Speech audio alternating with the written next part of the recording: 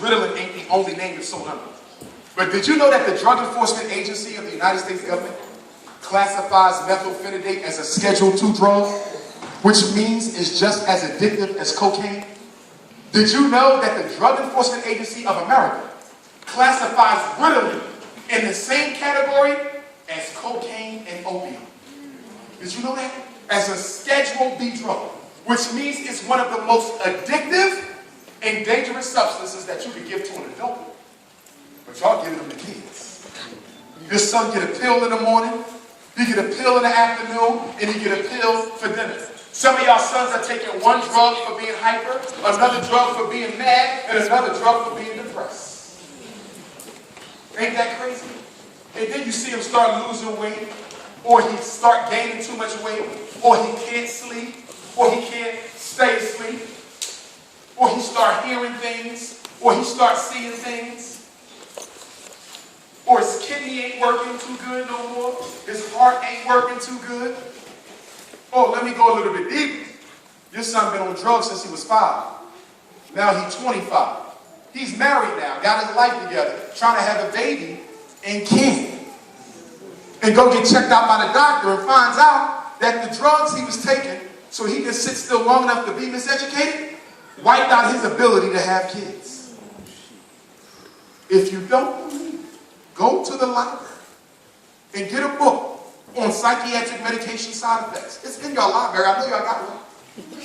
England is oppressive, but it ain't that damn oppressive. You can get that book. They're shutting the libraries down. Get out of here. Wait. Why they shutting down the schools too over here? No, they ain't start shutting the schools down. Let me tell you what they're doing in the States. Stay with, y'all don't have charter schools over here, right? Charter, alternative public schools, charter schools. Yeah, shutting down the school. What they do, they go to schools, rename them, and get the school in their academy. We say that one more time. They close and rename them and do what?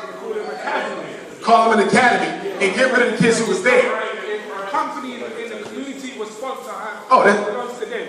And then all the children that went to the school before cannot go. In America, that's called charter school. So let me tell y'all what's going on, because y'all going through it too. You know, America and the UK like this. When I go to home, they say, well, how black people in London? I said, just like y'all. What you want? Mercedes-Benz, what you want? Weed, what you want? Whatever you got, they got. So, let me tell you what they're doing in America. Y'all got charter schools. It's just called different. Let me tell you what they're about to do. Y'all heard it from me first. They are about to eliminate public education, okay, in Europe and in America. And they're doing it to speed up the mass incarceration of black men and the elimination of a need for black people in the economic labor force. Let me tell you what they're doing in America. They're opening up charter schools all over the country. And they open up academies here. You think the academy is good because you say, well, the school ain't working as it is. They're going to shut it down, bring some new people in, create some structure, some accountability, and open it back up. How can that be bad? If we saying the black kids ain't learning, how can you be against a school that's going to make sure they learn? But here's the kicker. They open up that academy.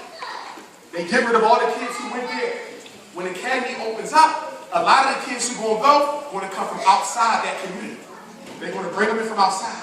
And they're only going to let some of the kids who live in the community go. So if you notice, with every academy, it's a reduction in the amount of space available to teach. So if you keep on academizing all the schools, sooner or later, most of the black kids won't have a school to go to. Did y'all hear that? They're doing the same thing in America. Let me give you an example. I might be relocating to Chicago. Pray for me. It's buck wild in Chicago. Okay, so I can't wear a Phillies cap or nothing when I go there. But anyway, I might go to Chicago for my postdoc, right? I come to Chicago, I go to the superintendent of schools, Ronnie Emanuel, the mayor. I say I want to open up 3 charter schools for black boys in Chicago. All the black people in Chicago are going to be happy. Dr. Umar coming. He opened up 3 schools. It looks good, don't it? But each of my 3 schools is going to be allowed 500 kids. So that's 1,500, right? Guess where those 1,500 boys got to come from? All the other public schools. So I'm going to take 500 from a school that was built for 800. Stay with me. So when I take them 500 out of the school that was built for 800, now they only got 300 in a school built for 8. What they going to do to that school? Shut it down and redistribute them kids to another. Second school was built for 600. I took 400 out. What they going to do? Shut it down and redistribute the school. Look at what they're doing. They bring it back to Umar to Chicago to use me to destroy public education. And then after I destroy public education, guess what they're going to do 5 years from now? Destroy me. Stay with me. Stay with me. It's happening all over America. They're going to come to me in 3 years from now, and they're going to say, your test scores are not high enough. Stay with me. Now, they just use me to shut down your school, and your school. And then they let me live for 3 years. And then they find me and say, your test scores ain't high enough. If they don't go up on the next test, we got to take your charter back. Why? And guess what happens next test? They don't go up because they the ones scoring it. Okay? So then they send somebody out to my school and take my charter off the wall and say, you'll be closed in 90 days. Look what they did. They used me to shut down 3 public schools, and then they shut me the hell down. Y'all got to wake up and recognize that the only school that's going to work for our kids is the ones we pay for. And I know you don't want to hear it because you're lazy and want to spend all your money on cars and clothes. Independent education is the only way to do this, y'all. I told the charter school people this was a setup. I said, this is a setup. They didn't build charter schools to help no black kids. And now they shut down the charter schools down. Every time I go give a lecture, Dr. Umar, can you believe that the state is taking our charter? We're the oldest Afrocentric charter school in the state. We've been open since the charter school movement started, and now they're closing us down. And I said, I told you this would happen. Once you understand white supremacy,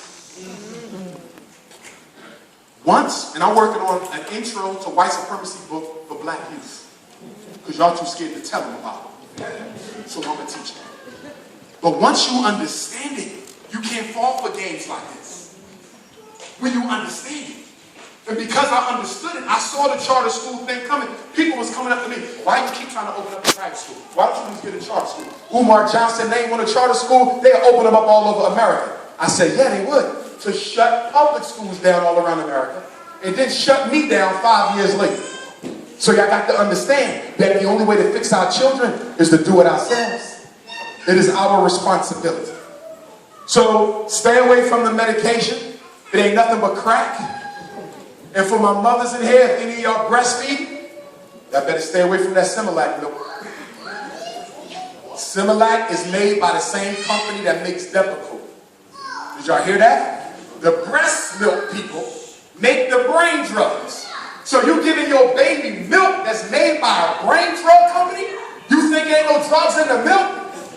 That's why them babies, see black babies who get that formula, they start going bald, look like he 80 damn years old at 10. Then they get all big and fat and chunky. You're like, why that baby overweight like that? Look like the Michelin man, right? Because you keep feeding them, because it ain't no nutrition in that milk, y'all.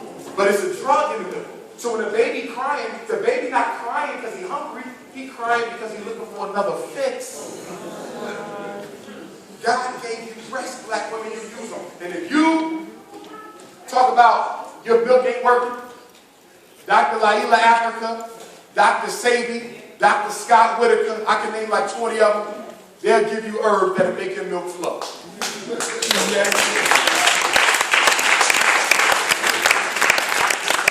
And brothers, we got to make sure that we economically in a position where once the mother has the child, she can take a year or 2 off.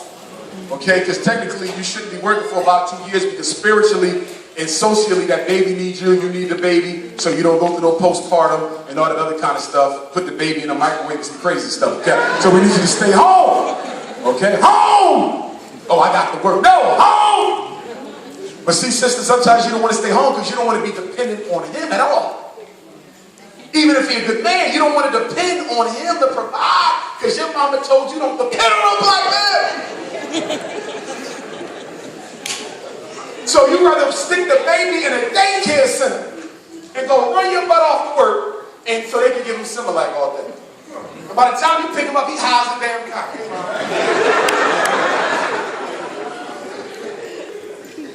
So fellas, make us stay home. But ladies, you got to stay cute for a little while, okay? All right, stay cute for a little while. Only a couple years. I got the 5-year rule. 5 babies or 5 years, whichever one comes first. After that, I don't care what you do to yourself, okay? 5 years or 5 babies. After that, you're good to go.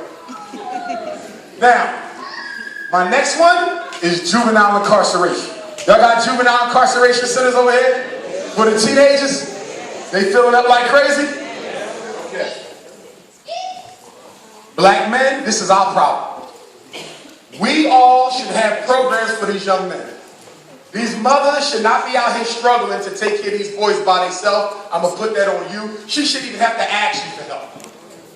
A sister shouldn't even have to ask a brother for help. The brother should go to the sister and say, sister, I see you raising a young man on your own. Can I step in here? You know, I got a son or no sons or whatever you got. I like to, you know, have spend some time with me. That's all you got to do, black man. But we not doing it. We see these mothers struggling with these overgrown boys and won't say nothing about it because we too selfish. So I'm going to challenge every man here to say the same thing I tell your brothers in Canada and the same thing I tell your brothers in the islands and in America. I don't care if you got 50 sons of your own biologically. You should still have 2 young men that you are not related to who you have taken an active role in their life. All of us should have young men that we role model. I don't like to use the word mentor because we know where that word comes from, right? You know where mentor come from? They come from Greco-Roman culture. And the mentor was the man who would take the boy and sodomize him into sexual confusion. Go to the library Monday and do your research. You don't have to believe me. That's where mentor come from. Torment. Okay? So, do your research. I don't want to get too much into that because we're in a public facility. I can't stretch out like that. I'm going to stretch out tomorrow. Okay? But fellas, we got to start taking our young men under our wings. Jobs. Black men need jobs. I heard black men could get jobs easier over here. Is that true?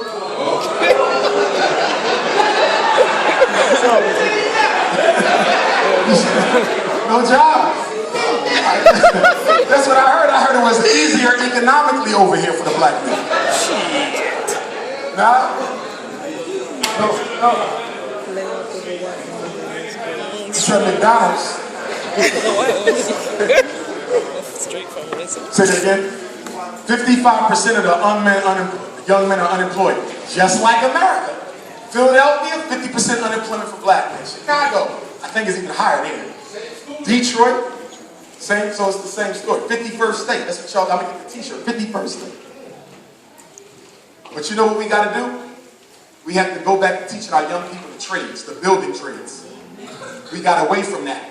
Is that what they do over here? They teach everybody, go to college, yep. Go to college, go to college. Well, what about working with my hands? Don't worry about that. Go to college. How much money do those men make over there building that building? Don't worry about that. Go to college, go to college, go to college. We have messed ourselves up with this college homeless. You should only send your children to college under 3 conditions. Everybody else go to trade school to learn how to work with their hands.